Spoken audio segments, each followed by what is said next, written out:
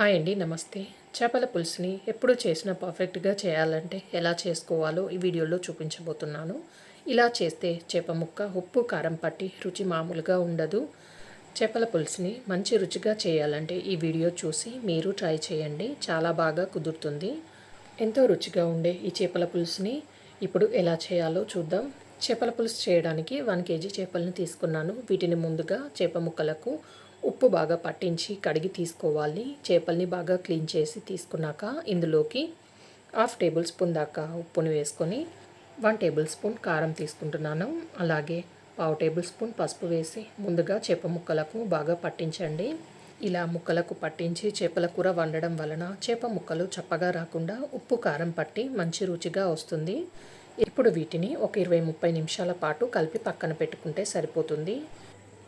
మరొక గిన్నె తీసుకొని అందులోకి 50 గ్రామ్స్ దాకా చింతపండు వేసి శుభ్రంగా కడిగి మళ్ళీ అందులో నీళ్లు పోసి ఒక 10 నిమిషాల పాటు పక్కనుంచుకొని నాననివ్వాలి. చేపల పులుసు చేయడానికి ఇలా వెడల్పుగా ఉన్న గిన్నె తీసుకొని దాంట్లోకి 1/2 కప్పు వరకు ఆయిల్ని వేసి ఆయిల్ వేడైన తర్వాత 1/2 టేబుల్ స్పూన్ ఆవాలని, అలాగే 1/2 టేబుల్ స్పూన్ జీలకర్ర, 1/2 టేబుల్ స్పూన్ మెంతులు వేసుకొని ఒకసారి కలిపి దూరగా వేగనివ్వాలి. ఇవి ఇలా వేగాక సన్నగా తరిగిన ఉల్లిపాయల్ని వేసుకొని ఫ్రై చేసుకోవాలి. ఇక్కడ నేను 2 పెద్ద సైజులో ఉన్న ఉల్లిపాయల్ని వీలైనంత చిన్నగా కట్ చేసుకొని వేసుకున్నానండి. ఉల్లిపాయ ముక్కల్ని మధ్య మధ్యలో కలుపుకుంటూ బాగా ఫ్రై చేయాలి. ఇలా ఉల్లిపాయ ముక్కలు బాగా ఫ్రై అయిన తర్వాత 2 రెమ్మల కరివేపాకు కట్ చేసుకొని తీసుకున్న 4-5 పచ్చిమిరపకాయ ముక్కల్ని వేసుకొని పచ్చిమిర్చి కరివేపాకు వేగే వరకు వేయించుకోవాలి. 2 మీడియం సైజ్ టమాటాలని చిన్నగా కట్ చేసుకొని వేసుకొని కలుపుకుంటూ టమాటా ముక్కల్ని బాగా ఉడకనివ్వాలి. మీరు ఇందులో టమాటా ప్యూరీనైనా కూడా వేసుకొని చేసుకోవచ్చండి. ఇప్పుడు మూత పెట్టేసి టమాటా ముక్కల్ని మెత్తగా ఉడికించుకోవాలి. అవి ఉడికేలోపు మిక్సీ జార్లోకి 2 టేబుల్ స్పూన్ ధనియాలని, అలాగే 1 టేబుల్ స్పూన్ జీలకర్ర, 1/2 టేబుల్ స్పూన్ మెంతులు వేసుకొని ముందుగా వీటిని కొంచెం మెత్తగా గ్రైండ్ చేసుకొని తీసుకోవాలి.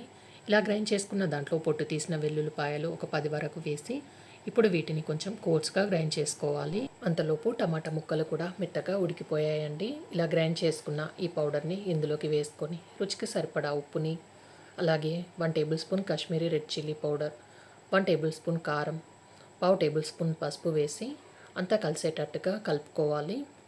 ఇలా మసాలాలు వేసాక కలుపుకుంటూ ఉడికించుకోవాలి.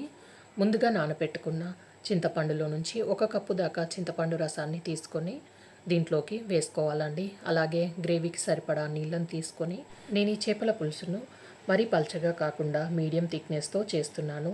మీకు ఇంకా పల్చగా ఉండాలంటే ఇంకొంచెం ఎక్కువ నీళ్ళను పోసుకోవచ్చు.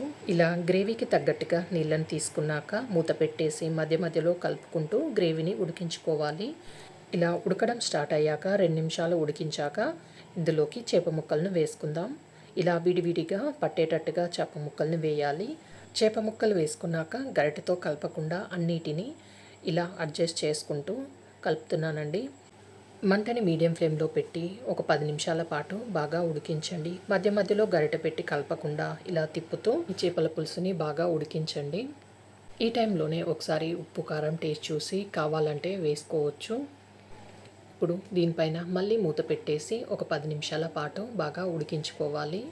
ఇప్పుడు ఒక 10 నిమిషాల తర్వాత చూపిస్తున్నాను చూడండి. ఆయిల్ మొత్తం సపరేట్ అయిపోయింది. దీనిపైన చిన్నగా కట్ చేసుకున్న కొత్తిమీరను వేసుకొని కలపకుండా ఇలా తిప్పుతూ కలుపుకోవాలి. ఇప్పుడు స్టవ్ ఆఫ్ చేసేసి పక్కకు దించేయడమే. చేప ముక్కలు తెల్లగా లేకుండా ఉప్పు కారం బాగా పట్టి ఎరుపు రంగులోకి వచ్చింది కదండి. ఇలా వచ్చిందంటే చేపల కూర బాగా కుదిరినట్టు. ఇలా చేసిన ఈ చేపల పులుసుని వెంటనే సర్వ్ చేసుకోకుండా అరగంట గంట తర్వాత సర్వ్ చేసుకోండి. లేదా నెక్స్ట్ డేకి ఈ చేపల పులుసు మరింత టేస్ట్తో చాలా చాలా రుచిగా ఉంటుంది. మీరు కూడా తప్పకుండా ట్రై చేయండి. ఈ వీడియోకి లైక్ చేయండి, షేర్ చేయండి, సబ్స్క్రైబ్ చేయండి.